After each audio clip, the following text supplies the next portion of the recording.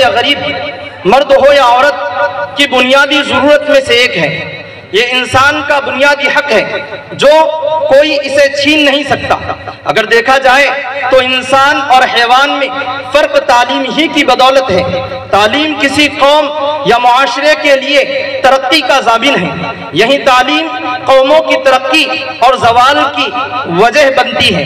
برادران اسلام، تعلیم حاصل کرنے کا مطلب صرف اسکول، کالج، یونیورسٹی، کوئی ڈگری لینا نہیں، بلکہ اس کے ساتھ تہذیب سیکھنا بھی شامل ہے، تاکہ انسان اپنی معاشرتی روایات اور اقتدار کا خیال رکھ سکے۔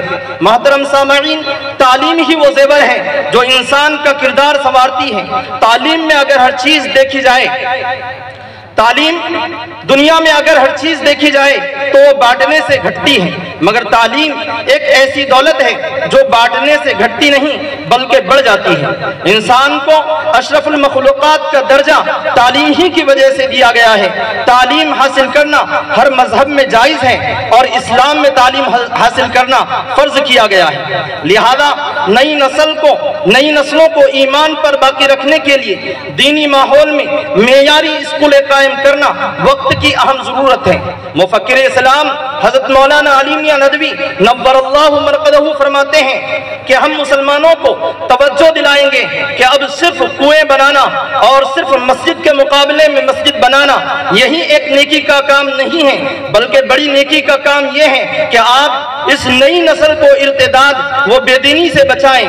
ان کے لیے ایسے اسکولوں کو قائم کرنا بہت ضروری ہو گیا ہے جہاں بقدر ضرورت دینیات سے واقفیت ہو جائے، وہ نماز روزے کے پابند ہو جائیں، اردو پڑھ لکھ سکیں اور اسلام کی خوبی کا نقش ان کے دل پر قائم ہو جائے۔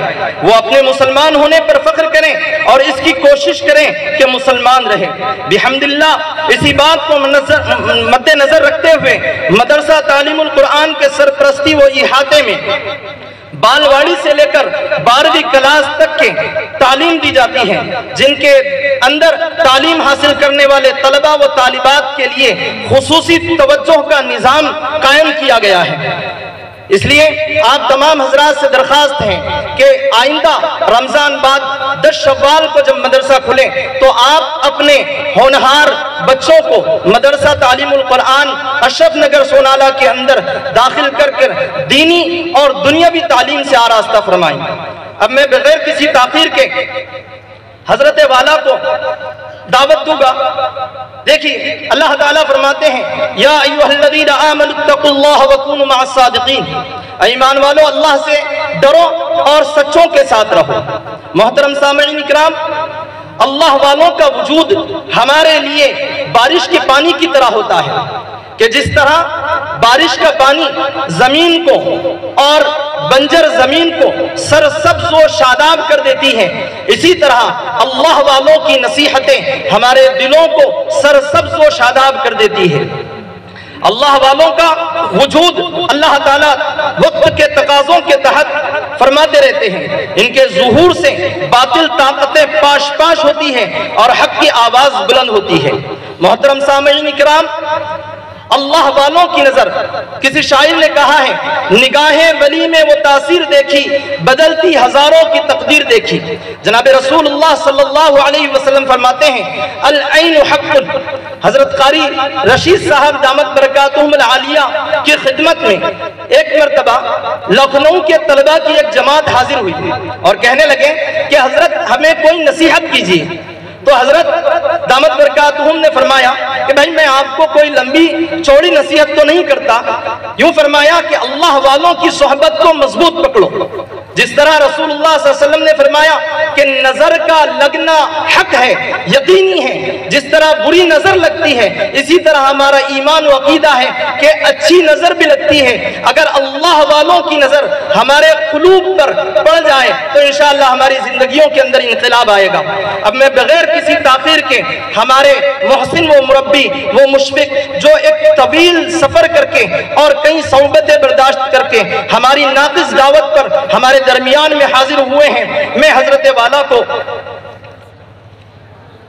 اس شعر کے ساتھ دعوت دیتا ہوں، بلاغت جھومتی ہے ان کے انداز تکلم پر، بلاغت جھومتی ہے ان کے انداز تکلم پر، لب اعجاز پر ان کی فصاحت ناز کرتی ہے۔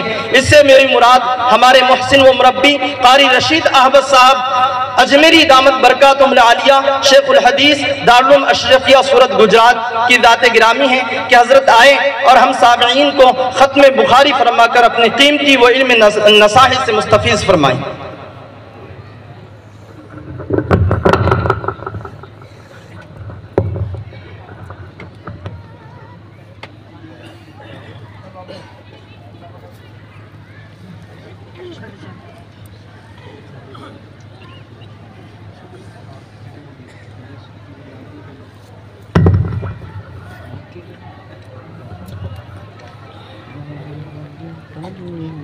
بسم الله الرحمن الرحيم الحمد لله رب العالمين والعاقبة للمتقين والصلاة والسلام على محمد وعلى آله وأصحابه أجمعين أما بعد وبالسند المتصل منا إلى أمير المؤمنين في الحديث أبي عبد الله محمد بن إبراهيم أبي عبد الله محمد بن إسماعيل بن إبراهيم البخاري رحمه الله تعالى رحمة واسعة إلى يوم القيامة أنه قال باب قول الله ونضع الموازين القسط ليوم القيامة وأن أعمال بني آدم وقولهم يوزن وقال مجاهد القسطاس العدل بالرومية ويقال القسط مصدر المقسط وهو العادل وأما القاسط فهو الجائر وبه قال حدثنا أحمد بن أشكاب قال حدثنا محمد بن فضيل عن أمارة بن القعقاع عن أبي زرعة عن أبي هريرة رضي الله تعالى عنه قال قال النبي صلى الله عليه وسلم كلمتان حبيبتان إلى الرحمن خفيفتان على اللسان ثقيلتان في الميزان سبحان الله وبحمده سبحان الله العظيم.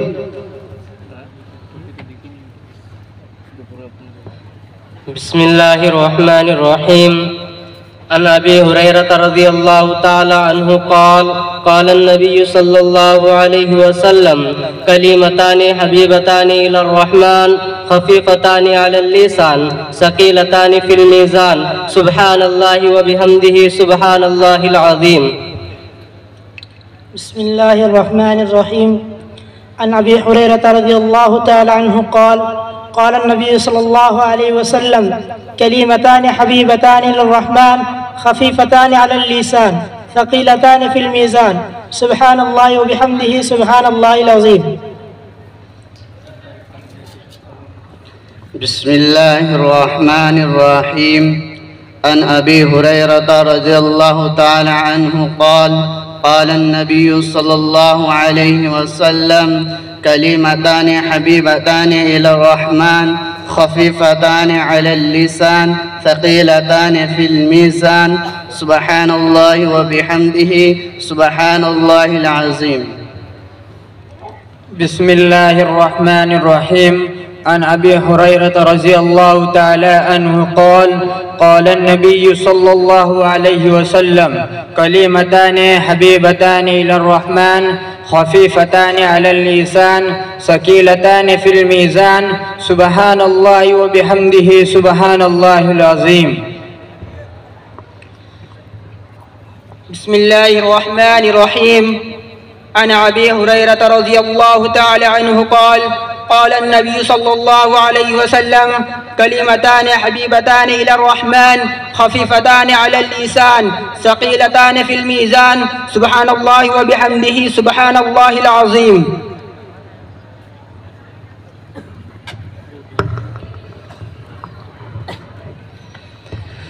بسم الله الرحمن الرحيم. الحمد لله رب العالمين والعاقبة للمتقين والصلاة والسلام على سيد الأنبياء والمرسلين محمد وعلى آله وصحبه أجمعين. أما بعد اعوذ باللہ من الشیطان الرجیم بسم اللہ الرحمن الرحیم والوزن یومئذ الحق صدق اللہ العظیم اللہم صل علی سیدنا محمد وعلى آل سيدنا محمد وبارك وسلم.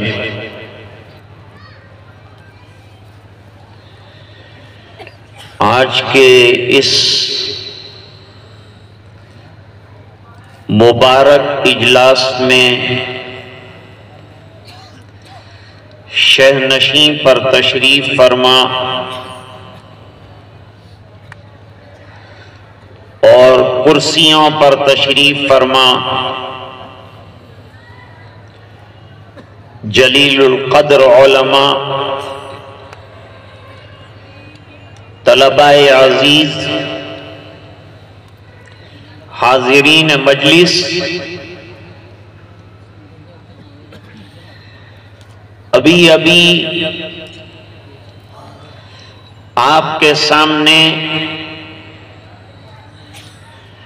الجامع صحیح البخاری کا آخری باب اور آخری حدیث شریف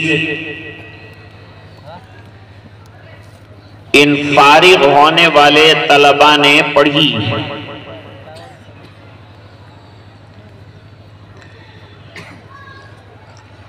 حضرت امام بخاری رحمت اللہ علیہ کی 16 سالہ تگ و دو کا خلاصہ اور نچوڑ آیا.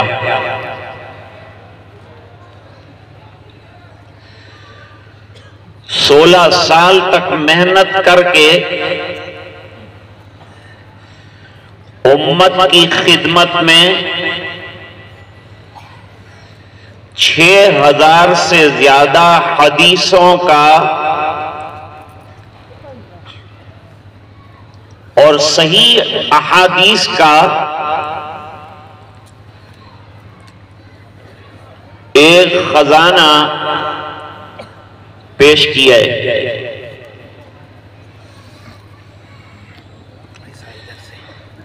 بخاری شریف میں ایمان،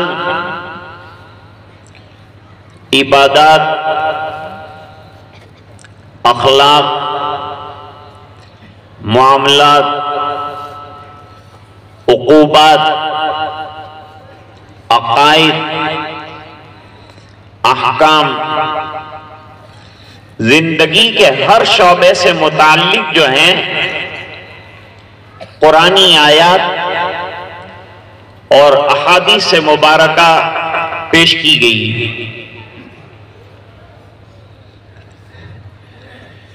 ایک قول کے مطابق 97 یا 98 کتابیں ہیں، ایک قول کے مطابق 100 کتابیں ہیں. 3920 ابواب ہیں. آخری کتاب میں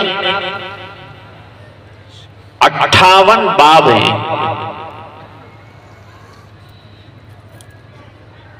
اور 58واں باب ابھی پڑھا گیا ہے.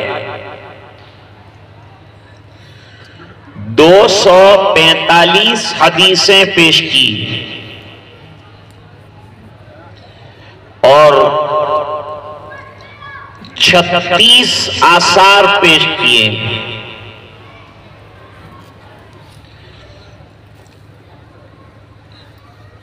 اور آیت مبارکہ سے شروع کیا ہے. یہ امام بخاری رحمت اللہ علیہ کا دستور ہے کہ جب کوئی نئی کتاب شروع کرتے ہیں تو استدلالاً، استشہاداً، استبراکاً ان 3 وجوہات کو سامنے رکھ کر قرآنی آیات پیش کرتے ہیں. قرآن کریم کی آیت پیشانی ہوتی ہے اور باقی جتنی احادیث لاتے ہیں وہ تمام احادیث جو ہیں اس کی تفصیل ہوتی ہے.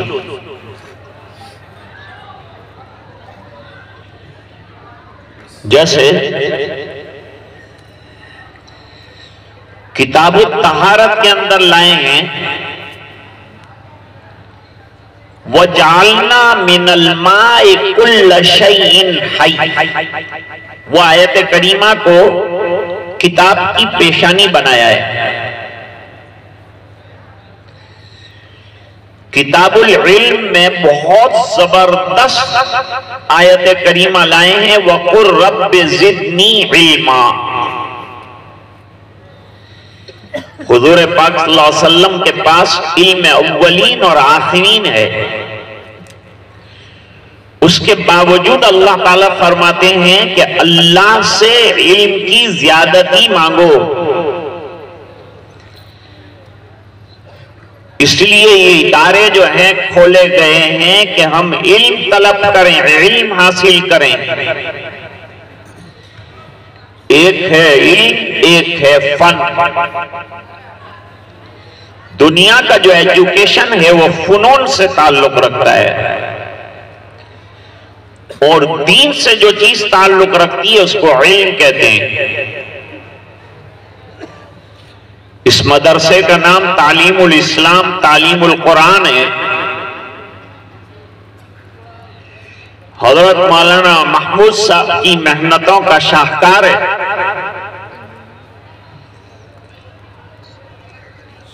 آج امت کی خدمت میں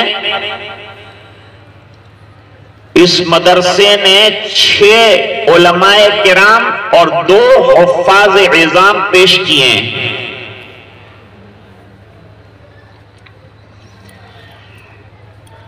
تو عرض کر رہا تھا کہ کتاب کے شروع میں آیات ضرور لاتے ہیں، قرآن کی آیات برکتاً لاتے ہیں یا استدلال کے طور پر لاتے ہیں اور اس سے پھر استدلال کرتے ہیں.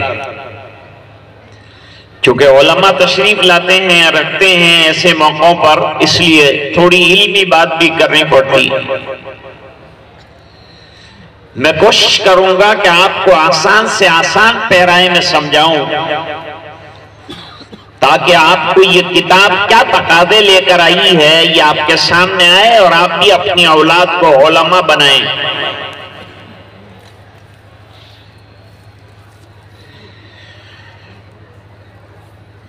فضیلت علم میں جیسے دستور ہے امام بخاری رحمت اللہ علیہ کا وَقُلْ رَبِّ زِدْنِي عِلْمًا، آیت تو لائے حدیث نہیں لائے. اس پر اشکال ہوتا ہے کہ حدیث کی کتابیں اور حدیث نہیں لائے. اس کا جواب یہ ہے کہ ایک آیت اتنی بھاری لائے ہیں کہ سب احادیث پر بھاری ہے. اس بنا پر حدیث کی ضرورت نہیں ہے، صرف آیت سے استدلال کرنا امام بخاری نے کافی سمجھایا.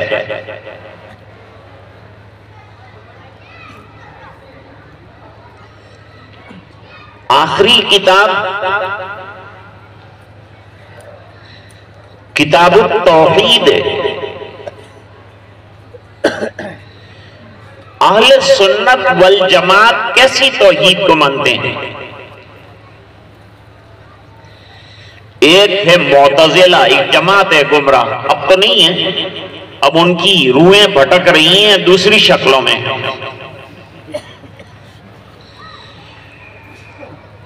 وہ یہ کہتے ہیں کہ اللہ کی ذات تو یکتا ہے، اس میں شک نہیں، لیکن ذات کے اندر صفات ملی ہوئی ہیں، صفات ذات سے الگ نہیں ہیں. اور اہل سنت والجماعت یہ کہتے ہیں اور اہل حق یہ کہتے ہیں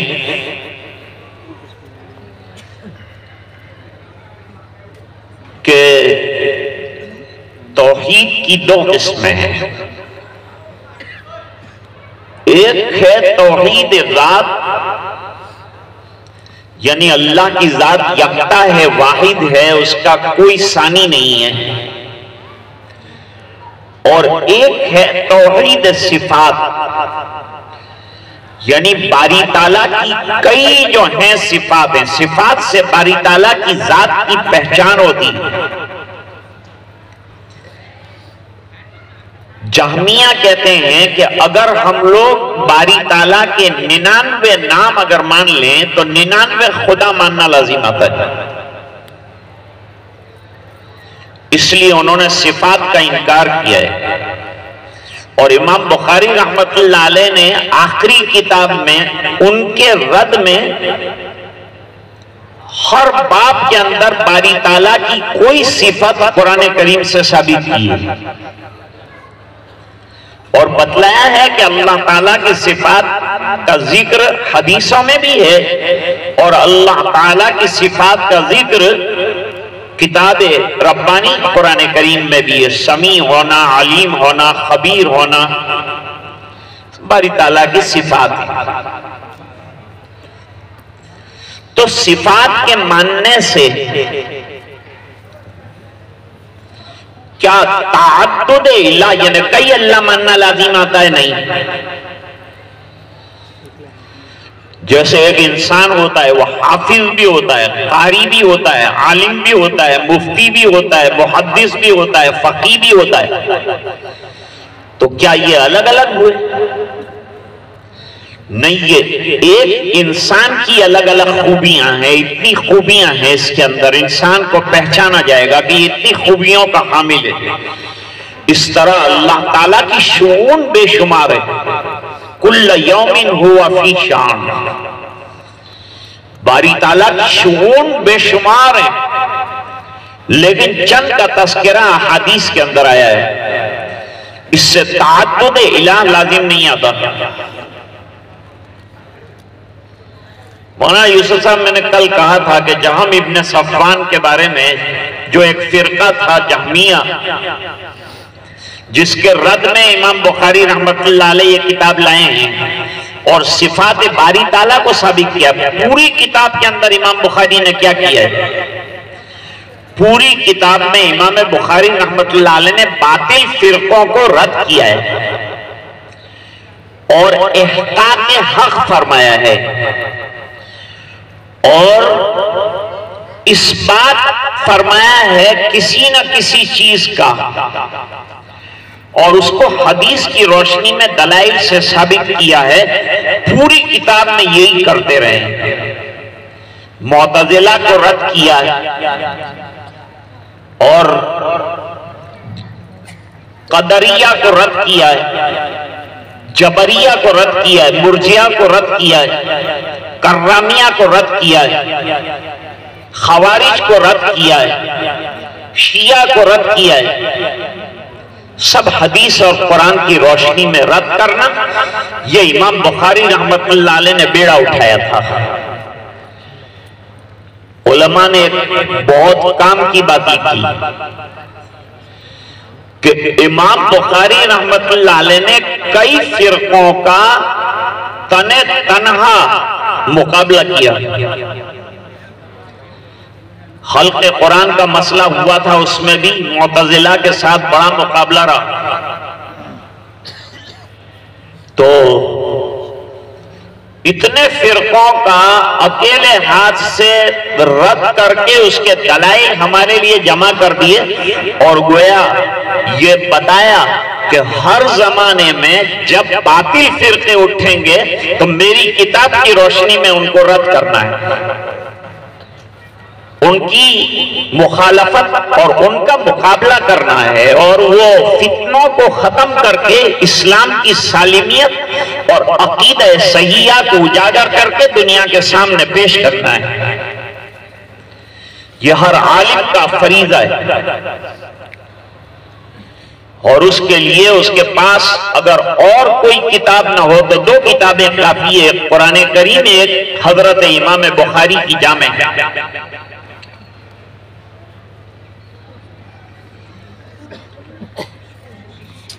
تو صفات دو قسم کی، باری تعالیٰ کی جو صفات ہیں دو قسم کی، ایک صفت جو ہے وہ باری تعالیٰ کی ذاتی صفات ہے، صفات ذاتیہ کہتے ہیں۔ دیکھو غور سے سننا، عقیدے کا مسئلہ ہے۔ نمبر 2 صفات افعال۔ صفت ذاتی کس کو کہتے ہیں؟ 7 صفات ذاتی ہیں: حیات، علم، قدرت، مشیت، سماع، بصر۔ یہ 7 صفات سے باری تعالیٰ ایسے متصف ہیں کہ عدم اتصاف ممنوع ہے۔ باری تعالیٰ سمیع ہیں، سننے والے ہیں، تو کبھی بہرے نہیں ہوئے، اور باری تعالیٰ بصیر ہیں تو ہمیشہ سے تھے اور ہمیشہ رہیں گے، کبھی عدم بصر نہیں آئے گا۔ باری تعالیٰ علیم ہیں تو باری تعالیٰ کا علم ایسا ہے کہ کبھی عدم علم نہیں آئے گا باری تعالیٰ کے یہاں۔ بعض علماء کی رائے یہ ہے، اس میں پھر اختلاف ہے اشاعرہ کا اور ماتریدیہ کا، صفات ذاتی کی تعریف میں اختلاف ہوا ہے۔ ایک تو یہ تعریف کرتے ہیں، دوسرے حضرات کہتے ہیں جن صفات سے اللہ تعالیٰ ازل سے لے کر ابد تک متصف ہیں وہ صفات ذاتی، اور جو صفت ازل میں نہیں تھی اور ایک مرتبہ وجود میں آئی تو آنے کے بعد سے وہ ہمیشہ برقرار رہے گی، ان صفات کو صفات افعال کہتے ہیں۔ حضرت امام بخاری رحمۃ اللہ علیہ نے کتاب التوحید میں تقریباً 31 ابواب قائم کیے ہیں جن کے اندر باری تعالیٰ کی شؤون اور باری تعالیٰ کی صفات کو ثابت کیا ہے۔ علامہ زاہد الکوثری ایک بڑے بزرگ ہیں، محدث ہیں بہت بڑے، وہ فرماتے ہیں کہ جہمیہ کے 22 فرقے ہیں، ان میں سے ایک شاخ جہمیہ کی وہ ہے کہ جو وزن کا انکار کرتی ہے، قیامت کے دن اعمال کا وزن کیا جائے گا اس کا انکار کرتی ہے، اور اہل سنت والجماعت کے یہاں اعمال کا وزن کیا جانا لازم ہے، اس کو واجب کے درجے میں مانا ہے۔ عقیدے کے اعتبار سے اس کو واجب مانا جائے گا کہ اللہ تعالی ہمارے اعمال کا وزن کریں گے۔ لیکن تعجب کی بات یہ ہے کہ امام بخاری رحمۃ اللہ علیہ عمل کے سلسلے کی کوئی حدیث نہیں لا سکے، حالانکہ دعویٰ کیا ہے لیکن کبھی کبھی اشارت النص سے بات کو ثابت کرتا ہے۔ اس لیے ایک لطیف توجیہ کے ذریعے سے بتلایا کہ اگر عمل کا وزن میں ثابت نہیں کر سکا تو قول کا وزن ثابت کیا ہے میں نے۔ قول کا وزن، جب قول یعنی انسان کی زبان سے جو بات نکلتی ہے اس کا بھی وزن اللہ تعالیٰ کے یہاں کیا جا سکتا ہے، تو پھر انسان جو عمل کرتا ہے اس کا وزن کیوں نہیں کیا جا سکتا ہے؟ یہ حضرت امام بخاری رحمۃ اللہ علیہ کا لطیف استدلال ہے، اور امام بخاری کی جو استدلالات ہیں جو انتہائی غامض اور لطیف ہیں، اسی کی تگ و دو میں شارحین جو ہیں وہ پریشان رہتے ہیں۔ 100 سے زیادہ شرحیں ہیں بخاری شریف کی، اور حواشی بھی بے شمار ہیں۔ خود امام بخاری رحمۃ اللہ علیہ نے 35 کتابیں لکھی ہیں، ان میں سے قضایا صحابہ اور تابعین تو رات کو روشنی اور چراغ جلانے کے پیسے نہیں تھے تو چاند کی روشنی میں لکھی۔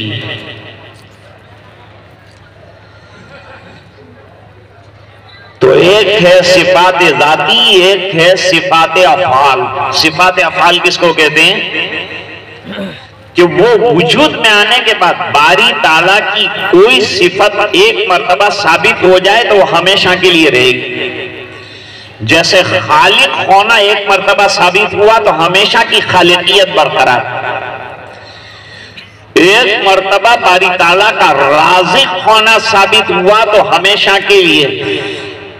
جہمیہ یہ وہ لوگ ہیں جنہوں نے اللہ کی صفات کا انکار کیا۔ جہم ابن صفوان نامی ایک شخص تھا، علم عقائد سے کم واقف تھا اور فلسفے میں زیادہ ماہر تھا، اور لچر زبان تھا، چرب زبان تھا، اور اپنی باتیں منوانے کے اندر بڑا ماہر تھا، باقی عقائد میں کمزور تھا۔ امام بخاری رحمت اللہ علیہ کے ساتھ حضرت امام اعظم ابو حنیفہ رحمت اللہ علیہ کے ساتھ مناظرہ ہوا ہے جہم ابن صفوان کا۔ سن ہجری 128 کے اندر اس کو قتل کیا گیا، اور حضرت امام بخاری رحمت اللہ علیہ نے لکھا کہ جہم ابن صفوان اصل میں ایک اور شخص تھا، جعد ابن درہم اس کے شاگردوں میں سے تھا، اس کو بھی قتل کیا گیا ہے اور اس کو بھی قتل کیا گیا ہے۔ اس کے بھی عقیدے فاسد تھے، اس کا بھی عقیدہ فاسد رہا۔ یہ وزن کے منکر ہیں، کہتے ہیں وزن کرنا عقل کے خلاف ہے، اللہ تعالیٰ کا اس بنا پر ہم نہیں مانتے، لیکن بعض چیزیں جو ہے وہ ما وراء العقل ہوتی ہیں اور بعض چیزیں خلاف عقل ہوتی ہیں، دونوں میں فرق ہے۔ کسی چیز کا ما وراء العقل ہونا یعنی ہماری عقل سے بالاتر ہونا، اور کسی چیز کا عقل کے خلاف ہونا، دونوں چیزوں میں بڑا فرق ہے۔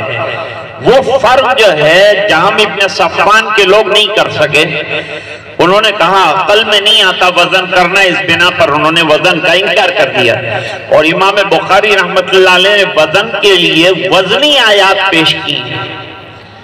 جو آیت میں نے پڑھی وہ بھی پیش کر سکتے تھے امام بخاری رحمت اللہ علیہ، لیکن چند خوبیاں اور چند کمالات کی وجہ سے حضرت امام بخاری رحمت اللہ علیہ نے 17واں پارہ سورۃ الانبیاء آیت نمبر 47 وہ پیش فرمائی۔ کیا ہے آیت؟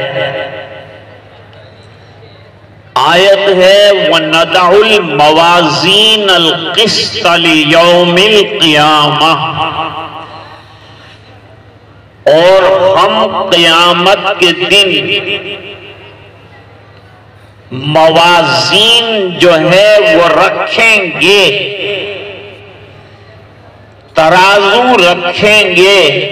موازین جمع ہے میزان کی۔ لیوم القیامہ اے فی یوم القیامہ، لے جو ہے لام جو ہے وہ فی کے معنی میں ہے۔ قیامت کے دن اعمال کا وزن کیا جانا طے ہو گیا، میزان لگائی گئی، اور یہاں جمع کا صیغہ لائیں موازین۔ ایک واقعہ آپ کو حدیث شریف کا سناؤں جس میں حضور نے اس آیت کا استعمال فرمایا۔ ایک صاحب حضور کی خدمت میں آئے، ان کے پاس غلام اور باندیاں تھیں۔ انہوں نے حضور پاک صلی اللہ علیہ وسلم سے مسئلہ پوچھا۔ مسئلہ یہ پوچھا کہ حضرت میرے چند غلام ہیں، وہ کبھی کمی زیادتی کرتے ہیں، ٹیڑھاپن کرتے ہیں، تو میں ذرا مار لیتا ہوں ان کو، تو میری پکڑ ہوگی قیامت کے دن؟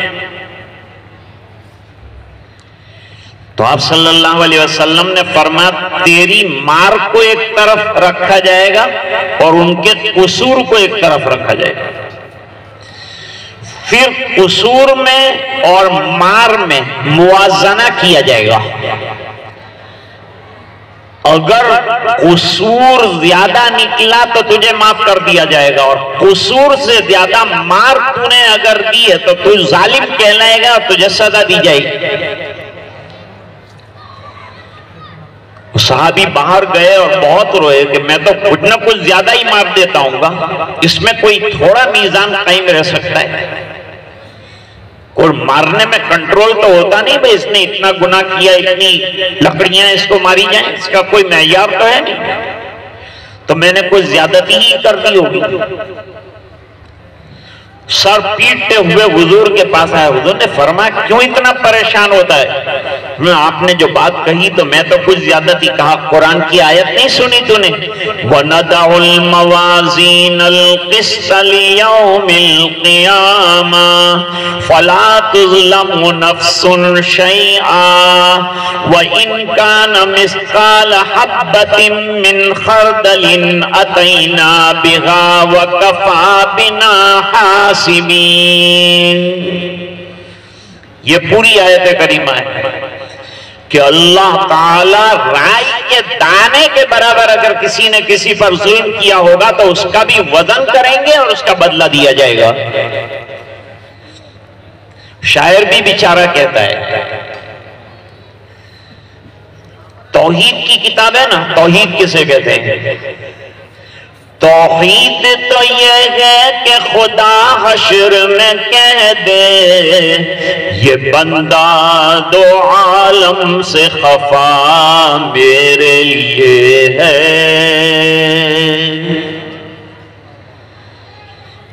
اور ایک اللہ والا شاعر جو ہے وزن کو ثابت کر رہا ہے،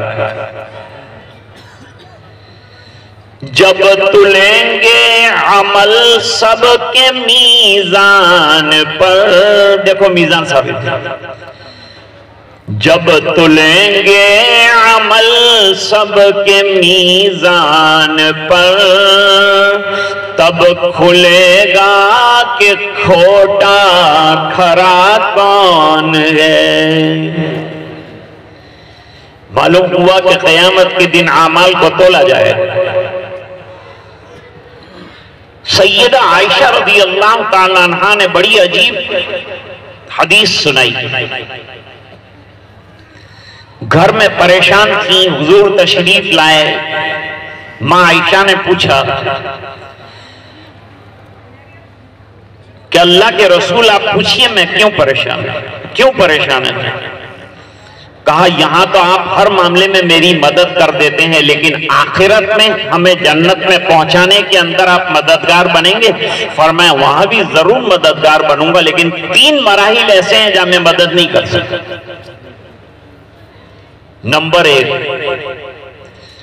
جب اعمال نامے ہاتھوں میں دیے جا رہے ہوں گے، کسی کو دائیں ہاتھ میں کسی کو بائیں ہاتھ میں، وہاں میں کچھ نہیں مدد کر سکتا۔ پھر اللہ تعالیٰ پل صراط قائم فرمائیں گے، اس پل پر سے گزرنے کے وقت تمہاری کوئی مدد نہیں کر سکوں، اور پل کے اس پار اللہ تعالیٰ میزان لگائیں گے اور میزان کے اندر اعمال کو تولا جائے گا، اس وقت میں تمہاری کوئی مدد نہیں کر سکوں گا۔ اس سے معلوم ہوا کہ میزان لگایا جائے۔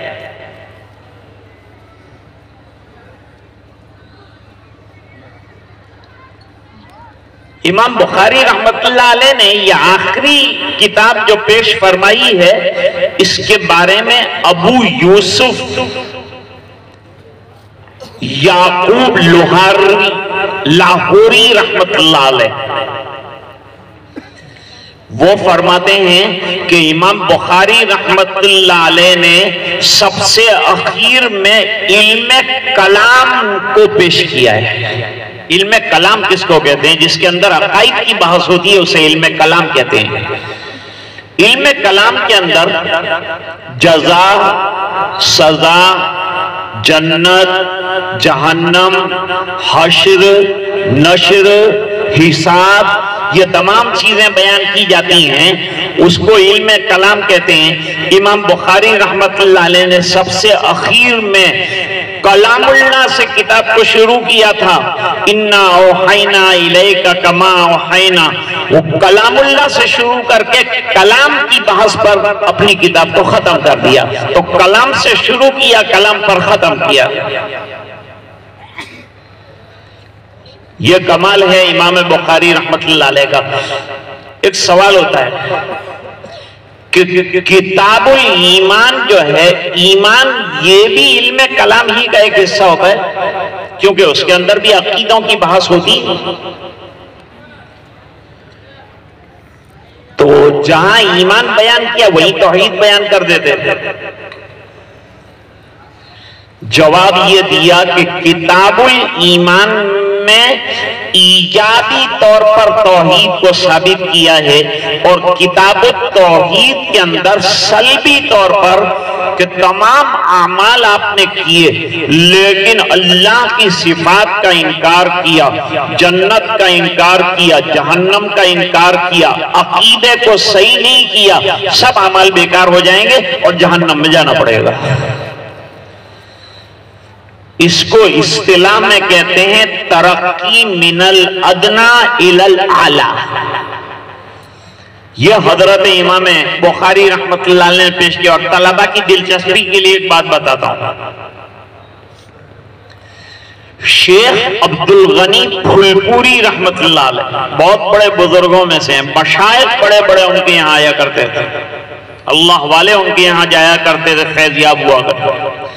جیسے ابھی حضرت مولانا نے فرمایا کہ بھائی اللہ والوں کے پاس جانا چاہیے، میں تو طالب علم ہوں، آپ کے علاقے میں بڑے بڑے اللہ والے اور اہل اللہ ہیں، ان سے فیضیاب ہونا چاہیے اور ان کی مجالس میں شرکت کر کے ذکر سے اپنے قلب کو منور کرنا چاہیے۔ شیخ عبدالغنی پھلپوری رحمت اللہ علیہ فرماتے ہیں کہ امام بخاری رحمت اللہ علیہ نے پہلی حدیث جو پیش کی ہے وہ امیر المومنین حضرت عمر رضی اللہ عنہ کی حدیث پیش۔ پہلی مرتبہ امیر المومنین کا نام اگر خلیفہ کو دیا گیا تو حضرت عمر کو دیا گیا، اور اس کی ایک تقریب ہے لیکن تقریر لمبی ہے اس لیے اس کو چھوڑ دیتا ہوں۔ تو امیر المومنین کہلائے حضرت عمر رضی اللہ عنہ، اور خود پسند بھی فرمایا جب آپ کے سامنے آیا کہ صحابی نے آپ کو امیر المومنین کہہ کر پکارا ہے، فرمایا ٹھیک ہے، مومنین کا امیر ہوں میں، حاکم ہوں، ملک ہوں، یہ کہنے کے بجائے امیر ہوں۔ امام بخاری رحمت اللہ علیہ امیر المومنین فی الحدیث ہے، حضرت عمر امیر المومنین ہیں، تو اب طالب علم پہلی حدیث میں امیر المومنین پڑھ کر کہیں دماغ کے اندر امیر المومنین بننے کے خواب نہ دیکھنے لگے، اس بنا پر امام بخاری رحمت اللہ علیہ نے اخیر میں فقیر صحابی کی روایت پیش کی ہے کہ بدا الاسلام غریبا و سیعود غریبا، ابو ہریرہ بیچارے بالکل غریب الدیار تھے، ان کو سامنے رکھو۔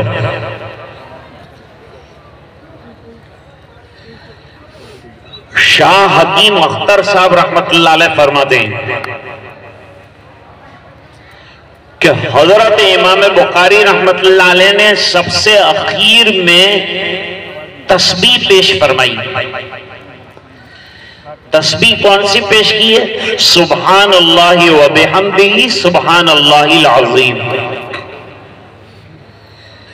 اس میں سبحان اللہ 2 مرتبہ لائے۔ سبحان اللہ جو ہے وہ تسبیح کا صیغہ ہے، اور تسبیح کے معنی تنزیہ کے ہیں، اور باری تعالیٰ کی صفات 2 قسم کی ہے، صفات جلالیہ اور صفات اکرامیہ۔ تبارک اسم ربک ذو الجلال والاکرام۔ تو سبحان اللہ کے اندر تو جلال ہے، تنزیہ ہے، باری تعالیٰ کی شان کے خلاف جو بولے اس کو بالکل ختم کیا ہے سبحان اللہ نے۔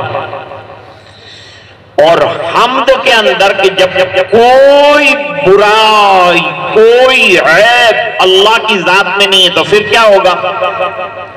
بے عیب ہوگا، تو جو بے عیب ہوگا وہ تعریف کے لائق ہوگا کہ نہیں؟ اس بنا پر فرمایا وَبِحَمْدِهِ، یہ صفت کرام یا اکرام میں سے ہے۔ دیکھو قرآن کی آیت میں ہے تبارک اسم ربک ذو الجلال، سبحان اللہ کے اندر جلال، والاکرام وبحمدہ۔ اب سبحان اللہ کے اندر باری تعالیٰ کے تمام عیوب کی نفی کر دی اور حمد کے اندر باری تعالیٰ کی تمام صفات کمالیہ کا اثبات کر دیا. یہ دونوں کو ملائیں گے تو بن جائے گا لا الہ الا اللہ. یہ دونوں کو ملانے سے بنتا ہے لا الہ الا اللہ. گویا سبحان اللہ و بحمدہ یہ لا الہ الا اللہ کی دوسری تعبیر ہے. امام بخاری رحمت اللہ علیہ ایک بات بتانا چاہتے ہیں. وہ یہ بات بتانا چاہتے ہیں امام بخاری رحمت اللہ علیہ کہ اگر دنیا سے جاتے جاتے کسی نے اللہ کی بزرگی کسی اور صیغے سے بیان کر لی تو پھر بھی وہ ایمان پر جانے والا مانا جائے گا. لا الہ الا اللہ نہ پڑھ سکا بلکہ سبحان اللہ پڑھ لیا اس نے اور دنیا سے چلا گیا تب بھی کلمے پر دنیا سے جانے والا مانا جائے گا. حالانکہ اس کی زبان پر لا الہ الا اللہ جاری نہیں ہوا لیکن لا الہ الا اللہ کی تصدیق دل کے اندر موجود ہے. اس کی تصدیق چاہیے دل میں اور زبان پر اقرار چاہیے. محدثین کے یہاں ایمان مرکب ہے اور متکلمین کی یہاں ایمان بسیط ہے. تصدیق قلبی اور معرفت کا نام ہے اور محدثین کہتے ہیں کہ تین چیزوں سے مل کر بنتا ہے ایمان مرکبات میں سے. یہ بحث تو کتاب الایمان میں آپ حضرات نے پڑھی ہوگی اور بھول بھی گئے ہوں گے.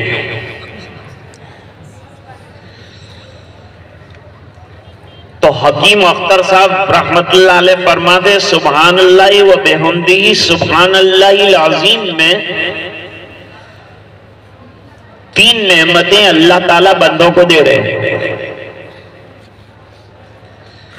جب بہت کثرت کے ساتھ سبحان اللہ پڑھے گا اور اللہ کی تسبیح بیان کرے گا تو اللہ تعالیٰ تسبیح پڑھنے والے کو یہ نعمت دیں گے کہ لوگ اپنی زبان سے اس کی تعریف کریں گے. اس نے اللہ کی تعریف کی تو اللہ بدلے کے اندر اس کی تعریف لوگوں سے کروائے گا. اور دوسری چیز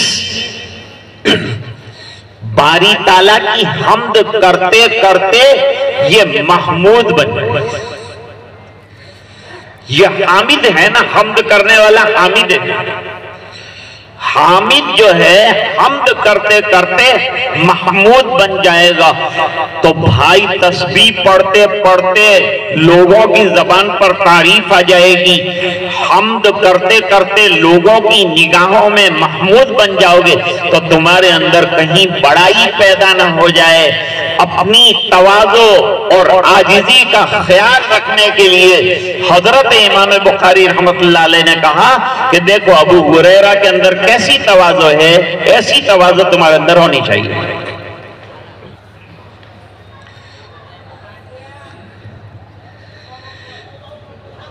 ایک حدیث ہے بدال اسلام غریبا.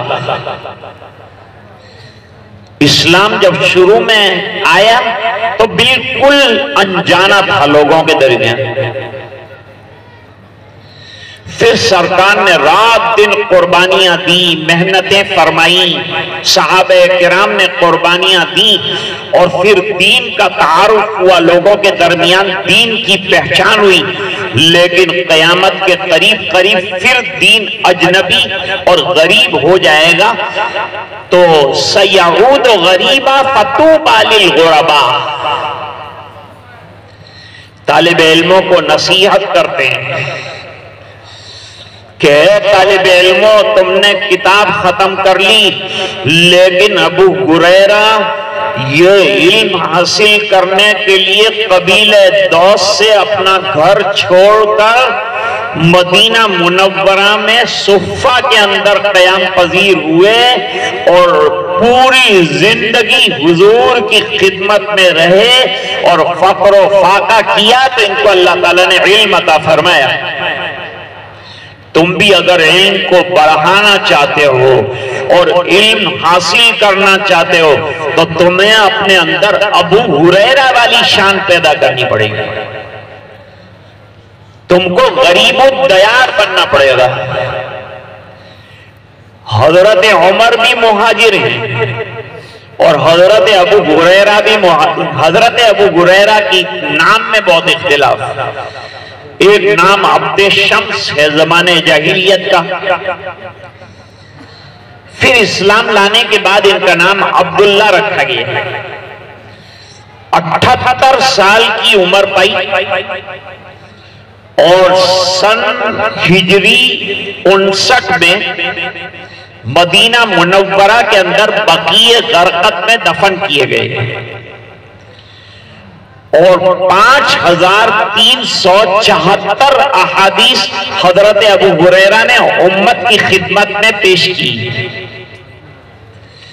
بڑی قربانیاں ہیں حضرت ابو ہریرہ رضی اللہ تعالیٰ عنہ۔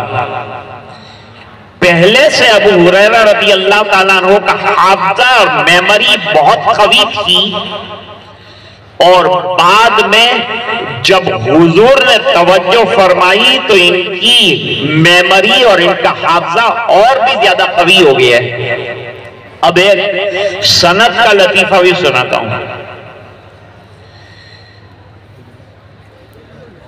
پہلی حدیث جو حضرت امام بخاری رحمۃ اللہ علیہ نے پیش فرمائی وہ حدیث غریب ہے۔ حضرت عمر سے چند لوگوں تک وہ غرابت چلی آئی ہے،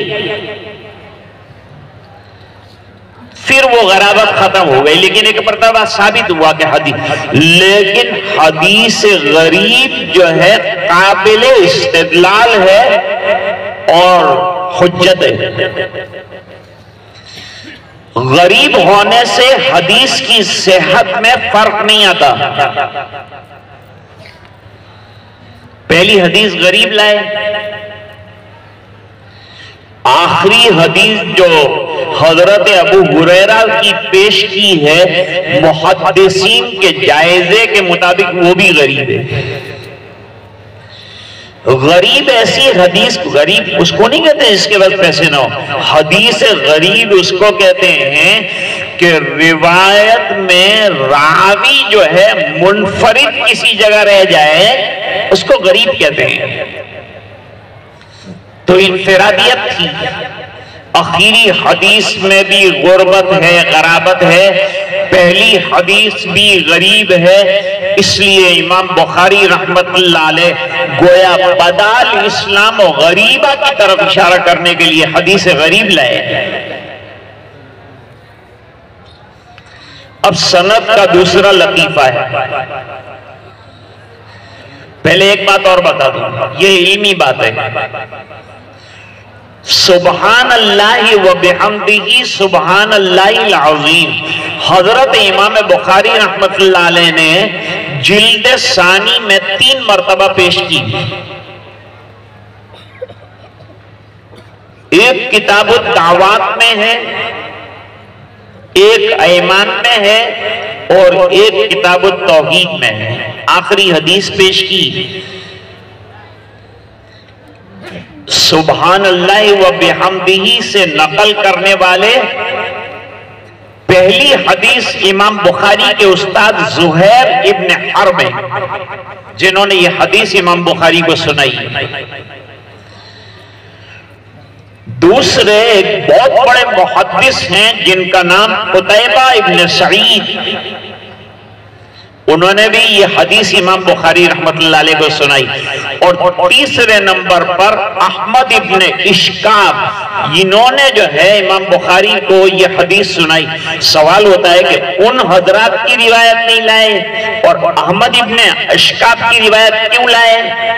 اخیر میں حضرت مولانا محمد تقی عثمانی دامت برکاتہم العالیہ نے تقریر بخاری میں فرمایا کہ چونکہ یہ سب سے اخیر میں تسبیح کی یہ حدیث حضرت امام بخاری رحمت اللہ علیہ نے احمد ابن اشکاب جو آپ کے استاد ہیں ان سے سنی، اس لیے اخیر میں ذکر فرمائی، اس لیے اخیر میں لائے۔ یہ حدیث اور طریقے سے بھی مروی ہے، سبحان اللہ العظیم سبحان اللہ و بحمدہ، اس میں سبحان اللہ 2 مرتبہ لائے۔ سبحان اللہ 2 مرتبہ لانے کی وجہ یہ ہے کہ ایک مرتبہ یہ جملہ کہنے سے میزان عمل صالح کا پلڑا بھر جاتا ہے اور وزندار بن جاتا ہے، تو اللہ ایک مرتبہ ہونٹ اور زبان پھڑپھڑانے پر اتنا بڑا اجر دیتے ہیں، تو سبحان اللہ نہ کہا جائے تو کیا کہا جائے؟ اس بنا پر 2 مرتبہ سبحان اللہ لائے۔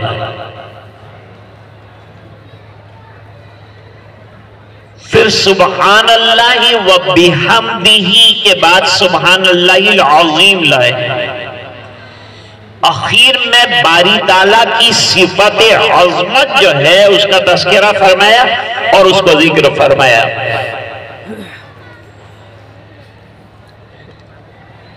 پہلی حدیث پیش فرمائی تھی حمیدی، وَبِهِ قَالَ حَدَّثَنَا الْحُمَيْدِيُّ، حمیدی جو ہیں نزیل مکہ ہیں، مکی۔ امام بخاری رحمت اللہ علیہ نے ان کی حدیث پہلے نمبر پر پیش فرمائی حمیدی کی، اور اخیر میں احمد ابن اشکاب کی روایت پیش فرمائی۔ پہلی حدیث حمیدی کی لائے جو مکے کے رہنے والے اشارہ کر رہے ہیں کہ وحی کا آغاز مکے سے ہوا ہے، اس لیے مکی راوی کی روایت لائے۔ اور حمیدی جو ہیں حضر موت کے اور یمن کے قریب کے رہنے والے ہیں، اگرچہ اخیر میں وہ کوفہ کی طرف منتقل ہو گئے تھے۔ اور عجیب بات یہ ہے کہ آخری حدیث جو حضرت امام بخاری رحمت اللہ علیہ نے پیش فرمائی ہے اس کے سب راوی حضرت ابو ہریرہ کو چھوڑ کر کوفی ہیں، کوفہ کے باشندے یا کوفہ میں رہتے تھے، ان کی روایتوں کو لائیں۔ اور حضرت علی رضی اللہ تعالیٰ عنہ کوفہ میں منتقل کر لیا تھا خلافت کو انہوں نے، اور دارالسلطنت جو ہے مدینے کو چھوڑ کر وہ کوفہ چلے گئے تھے، اور کوفہ کو پائے تخت بنایا تھا۔ کوفہ علم کا مرکز ہے، اسی مرکز سے حضرت امام اعظم ابو حنیفہ رحمت اللہ علیہ اٹھے ہیں۔ احمد میں مادہ ہے حمد کا، حمد کا معنی اللہ کی تعریف، اور حمید کے اندر بھی مادہ ہے حمد کا، اس میں بھی مادہ حمد کا، اس میں بھی مادہ حمد کا۔ امام بخاری رحمت اللہ علیہ اشارہ کرتے ہیں 2 حمد لا کر دارالحمد کی طرف، جنت کا ایک نام دارالحمد ہے۔ اللہ کی تعریف والا گھر، جو بہت زیادہ اللہ کی حمد کرے گا اللہ تعالیٰ اس کو مقام محمود اور حمد والی جگہ یعنی جنت کے اندر پہنچا دیں گے۔ اور حمد سے نکلتا ہے محمود۔ امام بخاری رحمت اللہ علیہ فرماتے ہیں میں نے اللہ کی حمد سے کتاب کو شروع کیا اور اللہ کی حمد پر کتاب کو شروع کیا، اور جو بھی اللہ کی حمد کرتا ہے اس کا انجام اچھا ہوتا ہے، جیسے میری کتاب کا انجام اچھا ہوا۔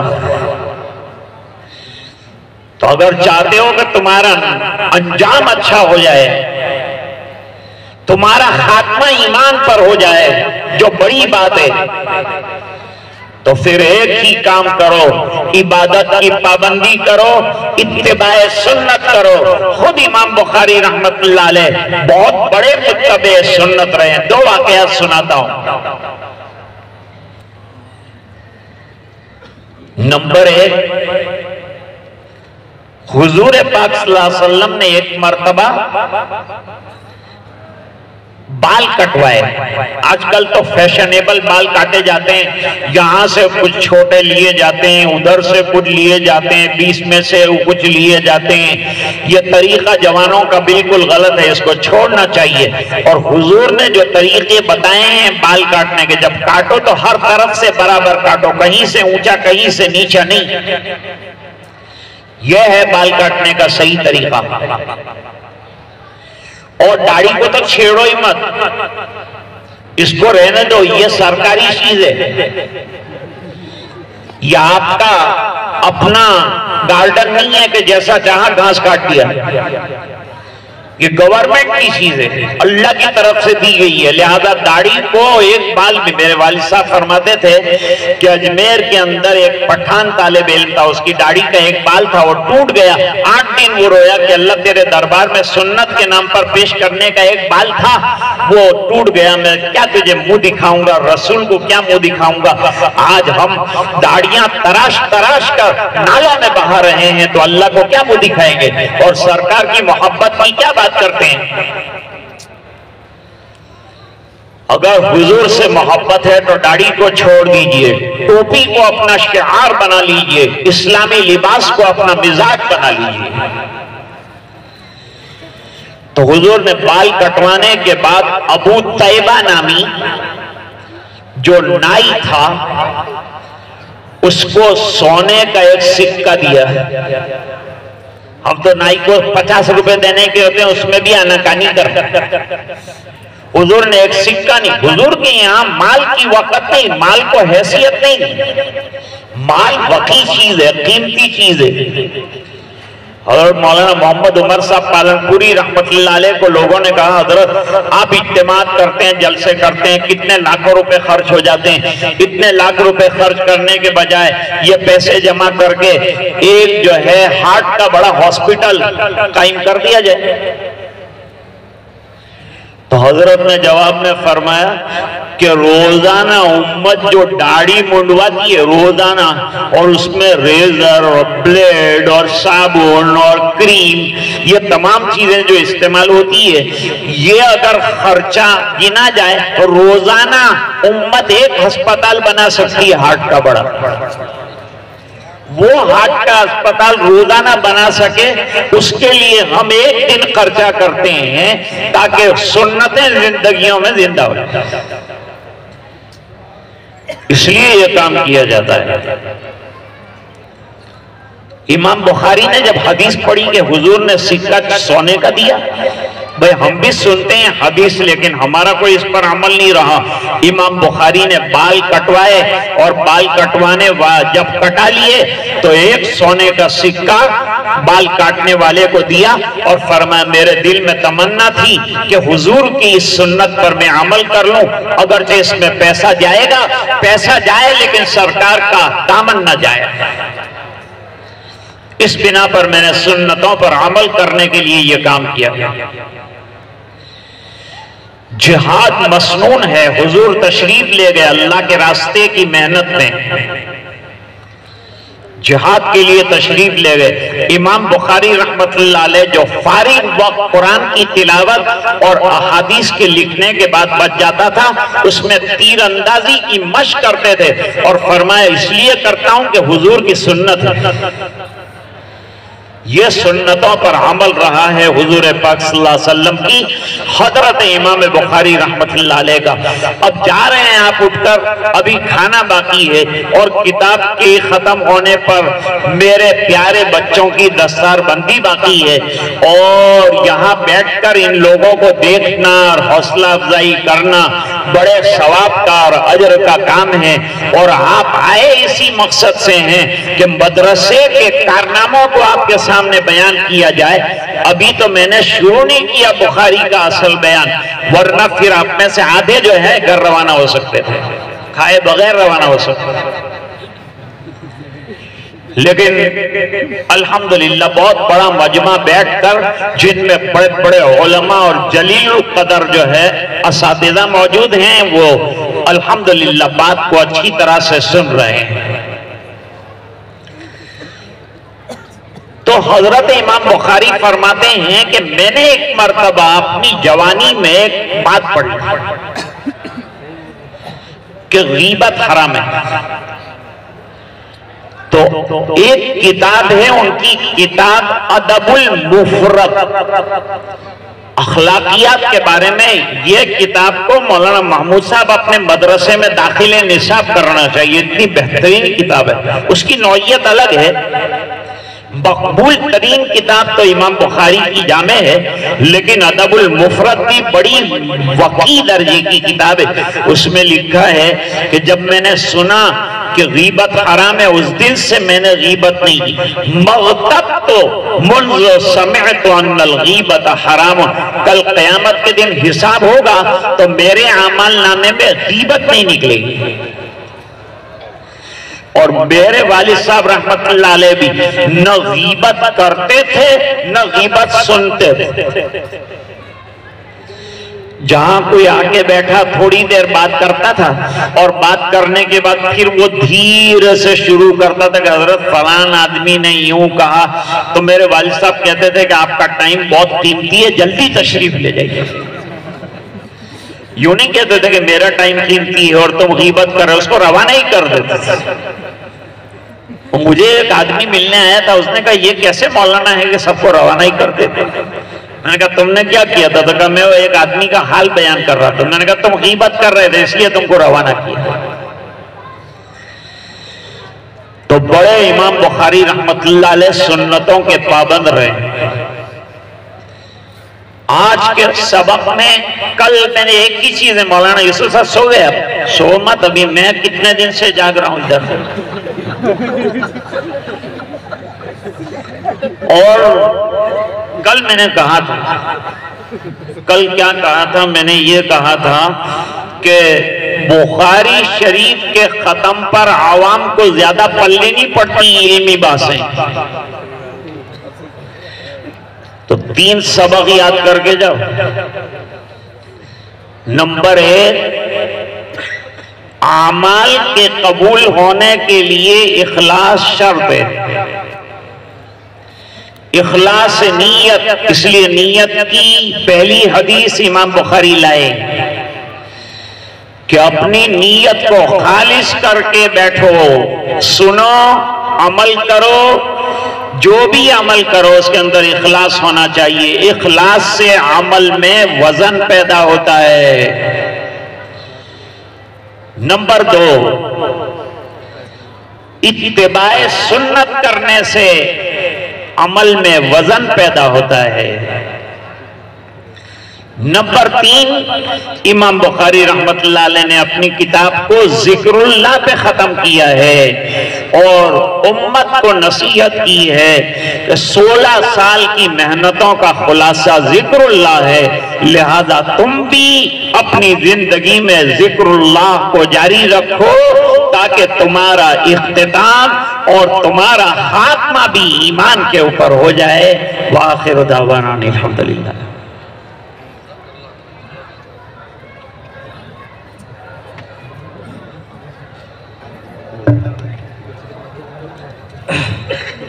بھئی جو احباب کھڑے ہوئے ہیں میں ان سے